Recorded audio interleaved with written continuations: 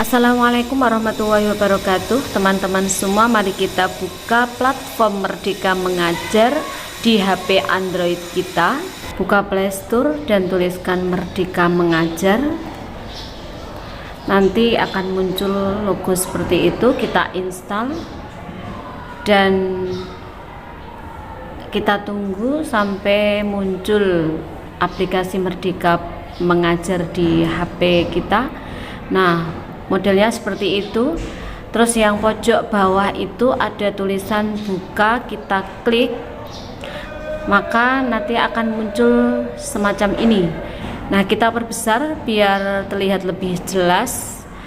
Nah, yang paling atas ada tulisan beranda, info terkini dan pengaturan. Kita masuk dan di situ ada tawaran masuk dengan Google. Kita klik dan kita pilih akun belajar ID kita.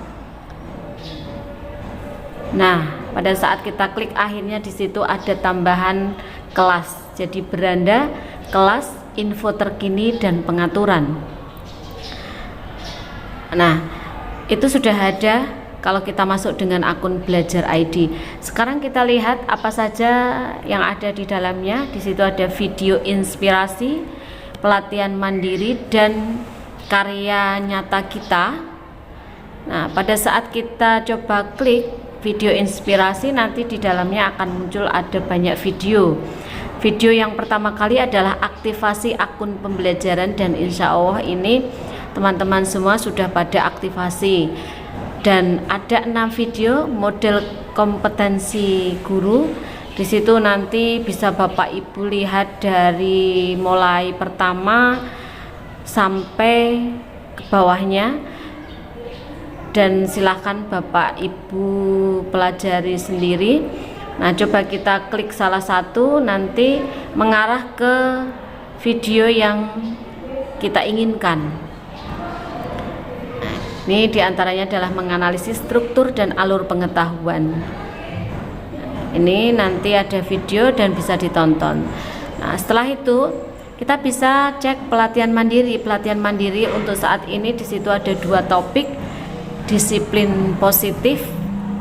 Nah, ini coba kita klik disiplin positif, nanti akan muncul urutan yang harus kita lakukan mulai modul selesai, praktek aksi nyata dan pelatihan selesai. Nah, itu nanti ada materi-materi yang harus kita baca dan ada post-testnya, sehingga pelatihan mandiri ini diharapkan Bapak Ibu membaca semua modul yang ada.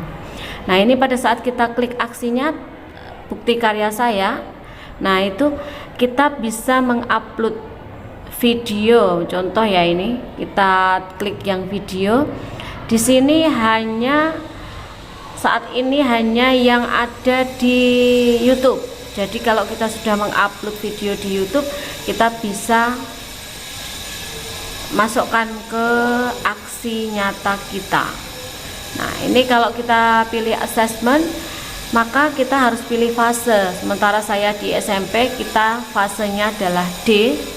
Fase D itu untuk kelas 7 sampai kelas 9. Dan coba kita klik yang numerasi. Di situ pada saat kita klik numerasi, nanti akan muncul soal-soal yang terkait dengan numerasi banyak sekali. Dan kita tinggal pilih mana yang akan kita sampaikan kepada siswa. Nah, contoh ini kita klik aljabar, akan muncul 12 soal, ada keterangannya masing-masing, dan soal ini bisa langsung kita share. Nah, ini kalau kita klik perangkat ajar, sama kita harus memilih mapel kita apa dan fase. Karena saya di SMP, fasenya adalah fase D, kelas 7 sampai 9. Banyak sekali modul yang ada di situ, buku murid, buku siswa, dan modul ajar atau RPP-nya. Tinggal kita pilih mana yang akan kita gunakan. Nah, ini contoh kita pilih elektromagnet. Nanti akan ada waktunya, modelnya seperti apa, pertemuannya bagaimana.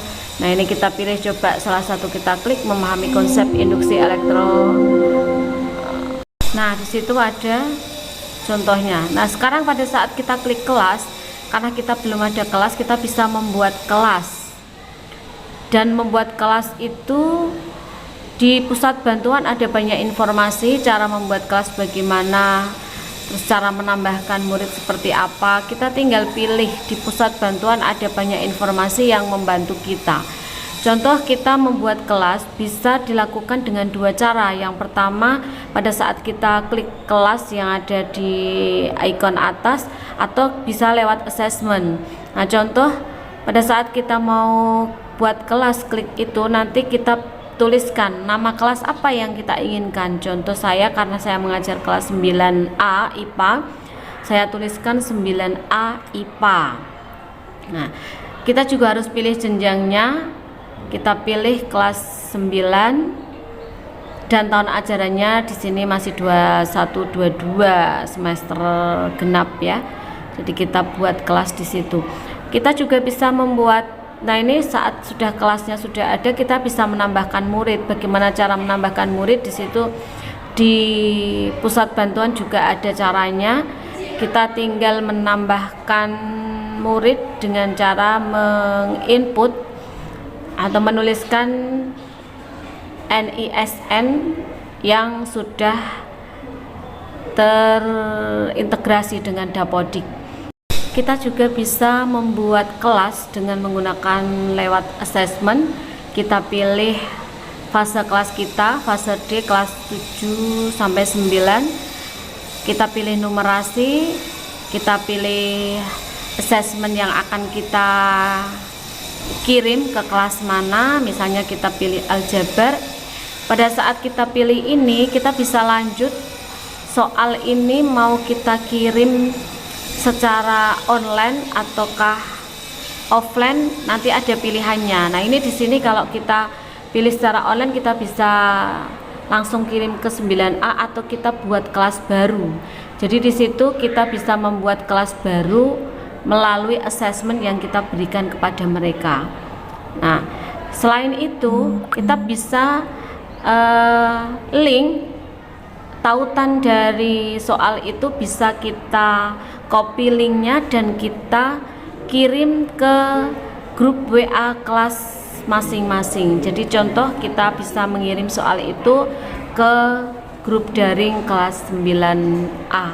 Demikian yang bisa saya sampaikan, semoga bermanfaat. Jika ada kesalahan mohon dimaafkan. Assalamualaikum warahmatullahi wabarakatuh.